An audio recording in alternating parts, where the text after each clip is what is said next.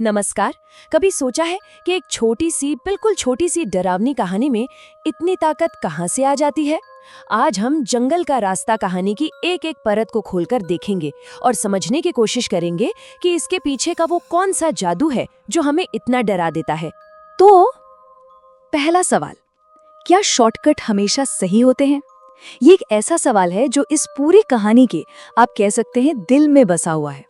और यही सवाल है जो शुरुआत से ही एक अनजाने डर का माहौल बना देता है। तो चलिए कहानी के पहले पड़ाव में चलते हैं।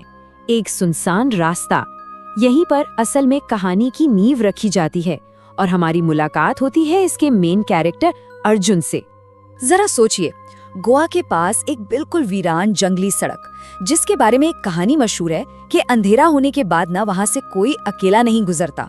और हमारा हीरो अर्जुन, उसे लगता है ये सब फालतू की बातें हैं, बकवास है। देखा जाए तो ये किसी भी हॉरर कहानी की एक क्लासिक रेसिपी है ना?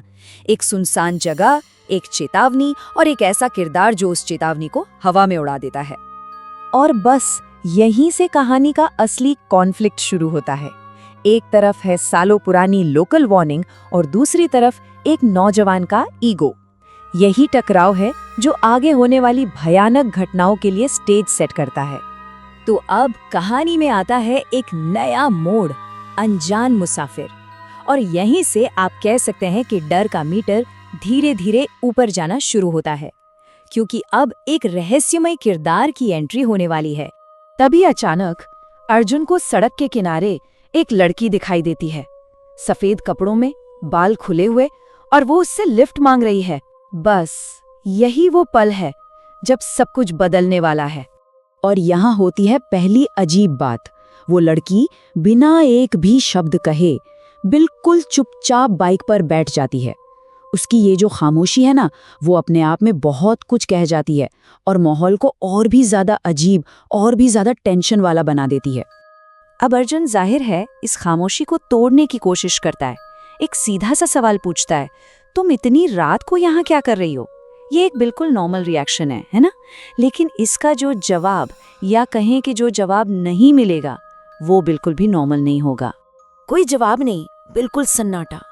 और सच कहूं तो यही चुप्पी किसी भी डरावने जवाब से कहीं ज्यादा खौफनाक है। ये सन्नाटा कहानी के टेंशन को और भी गहरा कर देता है, बिल्कुल तूफान से पहले वाली शांति की तरह। और फिर डर का एहसास फिजिकल होने लगता है। अर्जुन को महसूस होता है जैसे बाइक भारी हो रही है, मानो कोई अनदेखा बोझ उसे नीचे की तरफ खींच रहा हो। ये ना हॉरर में एक बहुत ही असरदार टेक्निक होती है, जब किसी सुपरनैचुरल चीज को एक वजन दे दिया जाता है, ताकि डर सिर्फ दिमाग में ना रहे बल्कि हकीकत जैसा लगे। और अब हम पहुंचते हैं कहानी के क्लाइमैक्स पर, वो पॉइंट जहां से वापसी का कोई रास्ता नहीं है, आईने का सच। ये वो एक पल है जहां डर अपनी सारी हदें पार कर जाएगा और सब कुछ हमेशा के लिए बदल जाएगा। अर्जुन एक बहुत ही मामूली सा काम करता है। वो अपनी बाइक के रियर व्यू मिरर में देखता है, बस एक पल के लिए। लेकिन यही एक पल उस भयानक सच के ठीक पहले का सस्पेंस है जो अब सामने आने वाला है। मिरर में लड़की का कोई चेहरा नहीं था, सिर्फ और सिर्फ अंधेरा। बस ये वो पल है जहां से अर्जुन के लिए सब खत्म हो जाता है। अब ये डर सिर्फ एक एहसास नहीं बल्कि एक भयानक हकीकत बन चुका है। क्लाइमैक्स के बाद अब आता है हिसाब का वक्त।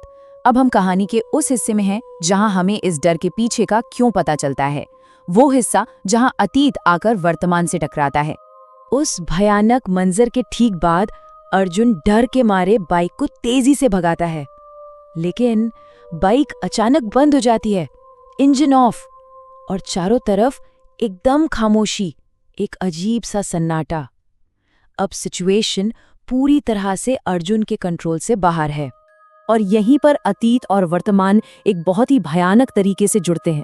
पता चलता है कि 1 साल पहले इसी सड़क पर अर्जुन ने एक एक्सीडेंट किया था और वो बिना देखे वहां से भाग गया था। और आज रात उसे पीछे से वही आवाज सुनाई देती है, वही सवाल जो उसके पिछले कर्मों का हिसाब लेकर आया है। यही मुझे छोड़ा था ना। अब हम आ गए हैं कहानी के आखिरी हिस्से में, अनंत सफर। यहाँ हमारे किरदार की किस्मत का फैसला होता है और कहानी का वो ठंडा डरावना मैसेज सामने आता है।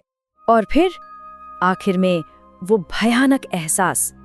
अर्जुन को अपने कंधे पर धीरे धीरे ठंडी उंगलियां महसूस होती हैं और ये इस बात का साफ इशारा है कि अब भागने का कोई रास्ता नहीं बचा।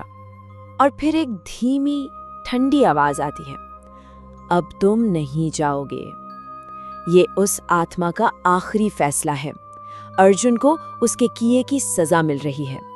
अगली सुबह सड़क पे सिर्फ अर्जुन की बाइक मिलती है, लेकिन अर्जुन वो फिर कभी किसी को नहीं मिलता। उसका गायब हो जाना उस लोकल लेजेंड को, उस कहानी को और भी पक्का कर देता है। कहानी का अंत एक और भी ज्यादा डरावने मैसेज के साथ होता है। बाइक के पास मिट्टी में लिखा हुआ मिलता है, अब कोई भी मुझे अकेला नहीं छोड़ेगा। ये एक ऐसा अंत है जो इशारा करता है कि शायद बदले का ये सिलसिला भी खत्म नहीं हुआ है। और आखिर में कहानी हमें अपनी सबसे बड़ी और सबसे पावरफुल सीख के साथ छोड़ जाती है, एक ऐसी लाइन जो कर्म और उसके नतीजों की पूरी थीम को एक साथ बांध देती है। कुछ रास्ते शॉर्टकट नहीं होते, वो किसी की कहानी का एंड होते हैं। तो सवाल ये है कि आखिर इस तरह की कहानी इतनी असरदार क्यों होती है? शायद इसलिए क्योंकि ये डर के सबसे बेसिक एलिमेंट्स का इस्तेमाल करती है। हमारे कर्मों का नतीजा, अनजाने का खौफ और एक बहुत मजबूत मॉरल मैसेज। तो अगली बार जब कोई शॉर्टकट लेने का मन करे ना, तो शायद एक पल के लिए ये कहानी